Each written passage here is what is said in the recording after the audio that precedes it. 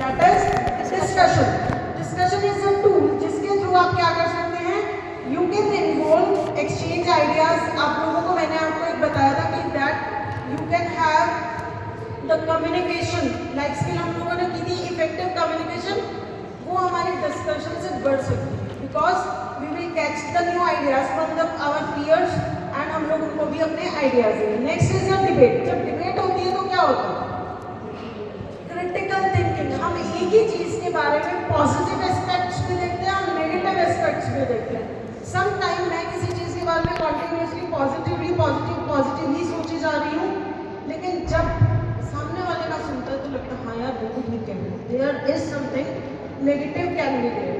सो debate जब होता है इससे हमारी क्रिटिकल थिंकिंग पावर होती है कि हम लोग लाइफ के मतलब जो भी टॉपिक है उसके दोनों एस्पेक्ट्स देखते हैं, जो आपका हेड साइड है और टेल साइड है. Okay, next is role play. Role play हमारी किस स्किल्स को बढ़ाता है, हमारी एम्पैथी को. रोल प्ले क्या होता है, when you have put your foot into the another one shoes. जब आप अपने पैर को दूसरे के जूते में डालकर देखते हैं, दैट एक्टिविटी हमारे उसको करते हैं रोल प्ले को, कि you will feel the situation. कभी आपने देखा है जब हम लोग ये रामायण है, महाभारत है, ये एक्ट प्ले करते हैं तो क्या हम लोग यू विल फील लाइक मैं तो श्री राम हूँ. मतलब whatever character you are playing, जो भी कैरेक्टर हम प्ले कर रहे होते हैं तो वो बहुत ज़्यादा हम उसके अंदर इंडल्ज हो जाते हैं, अपने आप को समझने लगते हैं, वी फील हम लोग उसी तरह बिहेव करने लगते हैं. तो रोल प्ले क्या है, एम्पैथिकली जो हमारी लाइफ स्किल है उसको इंक्रीज करने के लिए बहुत ज़रूरी है. Okay, next is brainstorm. Obviously expressions, face expression हम लोग रीड करने के मास्टर हो जाते हैं. फेस एक्सप्रेशन कभी भी झूठ नहीं बोलते.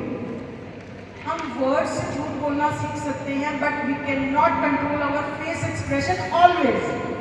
स्माइल कर लेते हैं लेकिन स्माइल में भी हम रिकॉग्नाइज कर लेते हैं कि बंदा दुखी वाली स्माइल है, खुशी वाली स्माइल है, ज़बरदस्ती वाली है. तो दैट इज ब्रेनस्टॉर्मिंग कि हम बंदे के हैंड एक्सप्रेशन, हैंड मूवमेंट्स है, फेस एक्सप्रेशन है, उसके वर्ड्स है, उन तीनों को आपस में कंपेयर करके एनालाइज कर पाते हैं कि वो पर्सन कितना सही बोल रहा है और कितना गलत बोल रहा है. Next is your story telling. वैसे ये एक्टिविटी थी कि आप लोगों को क्या करना था, हर टेबल पे ये दो एक्टिविटीज आनी थी and then you have to write advantages and disadvantages of each technique. Okay, but just because of the short of time मैं ये आपको एक्सप्लेन करूँगी. स्टोरी टेलिंग है आपको किसी पर्टिकुलर थीम पे, जरूरी नहीं है एवरी टाइम आपको अगर जो है हिस्ट्री पढ़ानी है, हर बार उसको हड़प्पा की खुदाइयों में क्यों लेकर जाना है. बच्चा बेचारा परेशान हो रहा है, दिमाग में ऐसे दिखते होंगे मिट्टी के पत्थर, वो बेचारा दिमाग में बना रहा है पत्थर, इतने में सर बोल रहे हैं मिट्टी के पत्थर होते थे वहाँ पर, मिट्टी का पहिया पर, वो बेचारा पहिया मिट्टी का बना रहा है. थोड़ी देर में सर बोल रहे हैं फिर हमारे पास लकड़ी के पहिए आ गए और वो बेचारा दिमाग में क्यों उसको इतनी मेहनत देंगे. Go for the story purpose. आप उसको एनिमेशन दिखाइए, स्टोरी दिखाइए, उसको इजीली उसको आइडियाज कैच कर दीजिए. हम उसको कहाँ लगाए रखते हैं, बेचारा इमेजिन ही करता रहे. वो हर वर्ड में एक पिक्चर बनाता है, इतने में नई पिक्चर आ जाती है, उसकी रिफ्रेश रेट ही खत्म हो जाती है. अब कंप्यूटर की भी रिफ्रेश रेट या मोबाइल की रिफ्रेश रेट अच्छी ना हो तो क्या होता है, हैंग हो जाता है.